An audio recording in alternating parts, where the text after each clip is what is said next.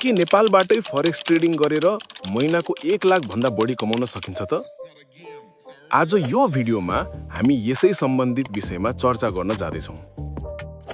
सम्बन्धित प्रचलित कानुन केलाएर हेर्ने हो भने फरेक्स ट्रेडिङ बारे नेपालमा केही कानुन बनेको भने देखिदैन। त्यसैले फरेक्स ट्रेडिङ अहिले नेपालमा ग्रे जोन भित्र पर्छ। यसको मतलब यो लिगल पनि छैन, इल्लिगल पनि छैन।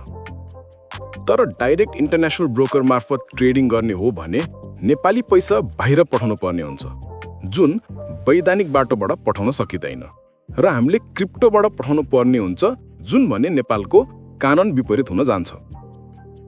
त्यसो भए कसरी महिनाको 1 लाख कमाउन सकिन्छ त, जबकि यो इल्लिगल छ? प्रप फर्म ट्रेडिङ यो के हो त? प्रप फर्म ट्रेडिङ जहाँ हामीले आफ्नो पैसाले ट्रेडिङ नगरी कुनै प्रप फर्मले दिएको अकाउन्ट मार्फत ट्रेडिङ गर्छौँ। यो कसरी गर्ने त?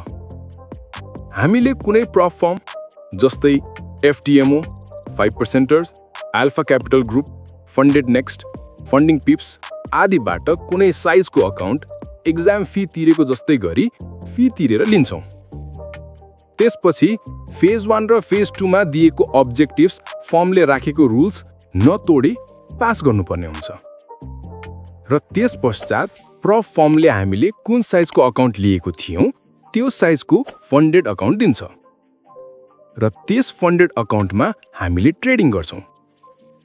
तर एउटा कुरा याद राख्नुहोस् कि त्यो फन्डेड अकाउन्ट भने रियल पैसा भएको अकाउन्ट नभई सिमुलेटेड फन्डेड अकाउन्ट हुन्छ। सिमुलेटेड अकाउन्ट भए पनि हामीले त्यसमा कमाएको पैसा भने रियलमै नेपालमै निकाल्न सक्छौँ। तर पैसा निकाल्ने अथवा विथड्रल मेथडहरू चाहिँ के हुन् त?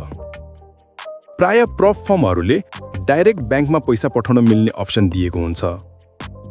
अर्को अप्सन भनेको राइज हो, जसमार्फत हामीले सजिलै नेपाली ब्याङ्कहरूमा पैसा निकाल्न सक्छौँ।